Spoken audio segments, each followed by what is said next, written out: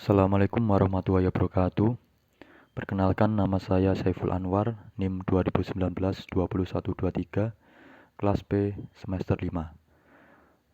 Cita-cita saya yaitu reformasi sistem peradilan pidana untuk mewujudkan nilai-nilai Pancasila di negara Indonesia. Kondisi sistem peradilan pidana Indonesia saat ini dalam perspektif Pancasila. Penegakan hukum pidana secara komprehensif dapat dikatakan suatu proses menegakkan hukum pidana material yang mencari kebenaran dari perbuatan terlarang yang disangkakan kepada pelaku, baik yang ada dalam KUHP maupun di luar KUHP. Setiap perbuatan yang memenuhi rumusan undang-undang, maka perbuatan itu dapat dipertanggungjawabkan tanpa melihat faktor tujuan mengapa perbuatan itu dilakukan dan hanya melihat unsur dari undang-undang, sehingga dapat dimaknai bahwa hukum pidana sifatnya kaku karenanya condong kepada undang-undang. Secara struktural berkaitan dengan lembaga instansi aparat penegakan hukum, aparat penegakan hukum dewasa kali ini contohnya hakim masih terkekang dengan paradigma positivis yang hanya berpacu pada unsur tertulis saja yang dapat dikenakan kepada pelaku. Hakim dalam menjatuhkan keputusannya tidak bisa melakukan rule breaking dalam putusannya supaya dapat mencapai suatu keadilan yang substansial. Hal ini berakibat bahwa penegakan hukum Indonesia masih berat ke dalam aturan tertulis dan belum menyentuh hati nuraninya.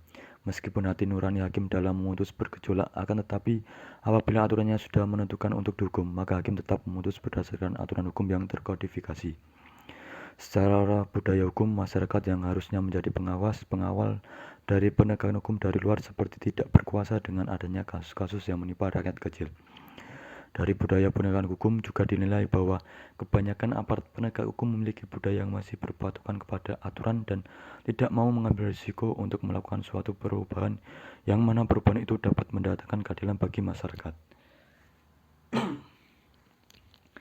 Pelaksana sistem penegakan hukum di Indonesia ironinya sekarang sedikit banyak sudah menyimpang dari nilai-nilai yang termuat dalam Pancasila, yang merupakan kurun bagi Indonesia dalam menjalankan sistem hukumnya. Hal ini bukanlah tanpa sebab mengingat sistem peradilan pidana di Indonesia dinilai kurang mampu untuk menegakkan hukum berdasarkan keadilan terhadap setiap lapisan masyarakat yang berkonflik dengan hukum. Reformasi sistem peradilan pidana yang berdasarkan nilai-nilai Indonesia. Pancasila.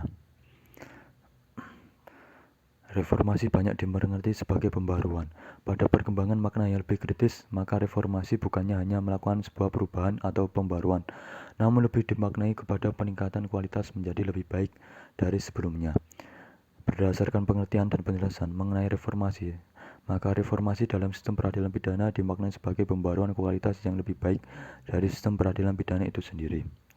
Adapun upaya atau wujud bentuk dari reformasi atau pembaruan kualitas yang lebih baik, langkah yang harus dilakukan yakni reorientasi, evolusi, reformulasi, restrukturisasi, dan rekonstruksi. Sistem penegakan hukum pada dasarnya kompilasi dari gabungan beberapa subsistem di dalamnya seperti sistem substansi, sistem struktural, dan sistem budaya. Apabila masuk dalam suatu unsur pembaruan terhadapnya, maka pembaruan yang dilakukan harus meliputi ketiga-tiganya. Hal ini baik itu bereformasi di bidang substansi, bidang struktural, dan bidang budaya hukumnya.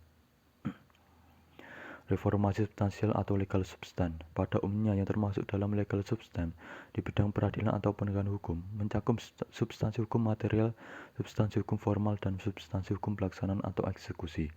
Uraian ini difokuskan pada substansi hukum di bidang hukum pidana. Aturan-aturan hukum merupakan instrumen lunak yang dapat menentukan bentuk dan landasan bekerjanya sebuah sistem termasuk sistem peradilan pidana. Reformasi terhadap materi hukum dapat dilihat dari beberapa aspek, diantaranya aspek hukum pidana material, aspek pidana formil, dan aspek hukum pelaksana. Aspek hukum pidana material yang ada dalam KUHP ditemukan sebuah kondisi kalau sudah terjadinya tumpang tindih, tidak serasi, baik itu ditujukan pada sistem di atasnya maupun yang sistem yang setara. Kondisi yang menyatakan ketidaksinkronan dan ketidakserasian antara peraturan yang ada KUHP atau undang-undang di luar KUHP dapat diklasifikasikan seperti pengaturan mengenai bagian dari sistem peradilan pidana masih bersifat parsial dengan tidak ditemukannya keterpaduan dalam sebuah sistem. Terjadinya overlapping karena terlalu banyak aturan yang ada di setiap lembaga penegakan hukum, sehingga menimbulkan ketidakpastian dalam proses hukumnya. Adanya aturan yang meniadakan kewenangan lembaga lain, aturan yang tidak saling berhubungan dengan semangat pembaruan. sehingga peraturan ulang perlu dilakukan dengan dimulai dari tataran konstitusikus, yakni di pasal 24 ayat 1 dan 2 Undang-Undang 1945 perubahan ketiga agar selaras dengan makna sistem peradilan pidana terpadu di bawah kekuasaan kehakiman yang berdiri sendiri, bebas, tidak terikat, dan integral. Kemudian, penataan ulang terhadap substansi material dari hukum pidana atau KUHP yang harus berorientasi pada ide keseimbangan antara pelaku dengan perbuatan. Dalam proses pembaharuan KUHP harus berlandaskan nilai-nilai Pancasila, diantaranya yang pertama, nilai ketuhanan yang dalam sila pertama. Nilai-nilai terkandung dalam sila pertama Pancasila yakni ketuhanan yang Maha Esa ialah terbentuknya negara sebagai pengejawatan dari tujuan manusia sebagai makhluk ciptaan Tuhan. Oleh sebab itu, semua peristiwa yang berkaitan dengan pelaksanaan dan penyelenggaraan negara hingga moral negara, pemerintahan, peraturan perundang-undangan, penegakan hukum harus dijiwai dengan nilai-nilai ketuhanan, keyakinan, pengakuan, dan perwujudan dengan suatu aksi di setiap proses kehidupan harus memperhatikan dari ajaran ketuhanan yang ada. Nilai kemanusiaan dalam sila kedua. Nilai kemanusiaan terdapat dalam sila kedua Pancasila merupakan implementasi atas hadirnya manusia dalam menjalankan kehidupannya. Dalam hal pembaruan hukum dari sistem peradilan pidana, maka kebijakan-kebijakan yang dibuat harus memperhatikan hak-hak dari setiap manusia, baik itu kepada manusia yang berkonflik dengan hukum maupun masyarakat umum yang terkena dampaknya. Sebagai wujud dari sila kedua dalam peradilan pidana seperti persamaan hak bagi setiap orang yang berperkara, sifat saling menghormati, sifat tidak memunculkan manusia yang berhadapan dengan hukum, implementasi dari asas praduga tak bersalah serta tidak main hakim sendiri. Yang ketiga, nilai persatuan dalam sila ketiga. Nilai persatuan yang termaktub dalam sila ketiga ini menandakan bahwa peradilan Indonesia nantinya harus mencakup suatu persatuan dan integritas dari suatu bangsa dan tidak terjadi perpecahan bangsa dan negara.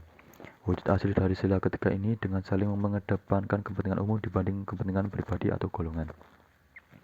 Yang keempat, nilai kerakyatan dalam sila keempat. Nilai kerakyatan dari sila keempat ini dimaknai bahwa dalam proses pembentukan hukum harus didasari pada nilai-nilai demokrasi yang menghubungkan dan menyelesaikan di berbagai semua elemen, baik itu negara, pemerintah, legislatif, aparat penegak hukum, bahkan masyarakat sendiri.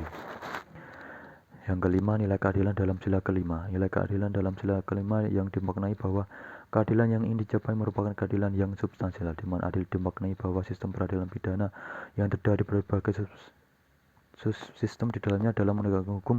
Apabila aturan dan status dirasa tidak mendatangkan keadilan dan bertentangan dengan hati nurani aparat, maka aparat dapat menggali hukum yang hidup di dalamnya masyarakat dan tidak segan-segan untuk melepaskan pelaku kejahatan bila dirasa itu dimungkinkan. Reformasi struktur atau legal struktur. Kekuasaan kehakiman dalam landasan dasarnya merupakan suatu bentuk kewenangan atau kekuasaan untuk menegakkan hukum. Kekuasaan kehakiman di bidang hukum pidana tidak semata-mata hanya ditegakkan di lembaga pengadilan. Bila dilihat dari perspektif peradilan pidana dengan sistem kemudi atau struktur model, maka keempat subsistem dari peradilan pidana mempunyai kewenangan untuk menentukan aturan hukumnya sendiri.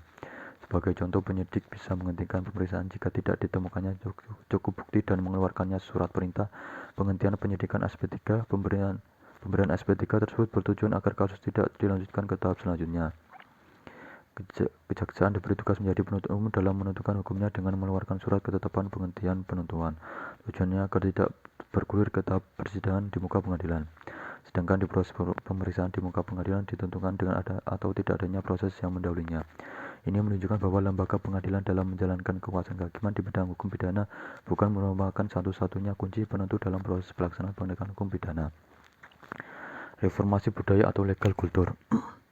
Komponen budaya hukum dalam sistem penegakan hukum hakikatnya implementasinya dari sistem nilai-nilai dari budaya hukum yang mencakup seperti filsafat hukum, asas-asas hukum, teori hukum, ilmu hukum, serta perilaku dari hukum itu sendiri. Sehingga bisa dikatakan bahwa reformasi dari budaya hukum merupakan keseluruhan dari budaya hukum yang terintegrasi dengan baik.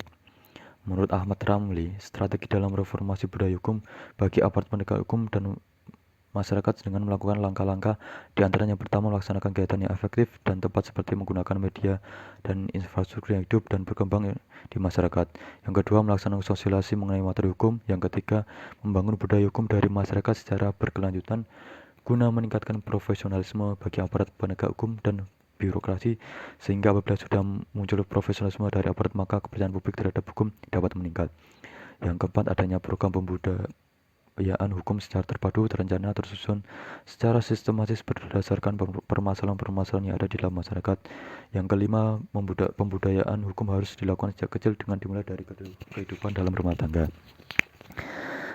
Kesimpulan, pemaknaan konstruksi dari nilai Pancasila sangat dibutuhkan perannya dalam penegakan hukum agar benar-benar menjadi sarana pembangunan dan pembaruan masyarakat yang kita harapkan, serta bisa menegakkan hukum sebagaimana yang tersirat dalam kandungan Pancasila seutuhnya. Kondisi sistem peradilan pidana Indonesia yang belum mencapai rasa keadilan masyarakat membuat sistem penegakan hukum dipandang masyarakat bukan lagi sebagai tempat mencari keadilan seutuhnya. Dalam hal ini, reformasi sistem peradilan pidana Indonesia mendatang memang dibutuhkan sebuah perubahan dalam sistem peradilan pidana Indonesia yang berorientasi pada Undang-Undang 1945 dan nilai-nilai Pancasila. Sistem hukum pidana yang berketuhanan yang Maha Esa, berkemanusiaan yang adil dan beradab, nilai-nilai hukum pidana yang mengandung nilai-nilai persatuan dengan tidak membedakan suku, golongan, ras, agama, dan mendahulukan kepentingan bersama, sistem hukum pidana yang demokrasi, dan sistem penegakan hukum yang berorientasi kepada keadilan sosial bagi seluruh rakyat Indonesia. Terima kasih. Assalamualaikum.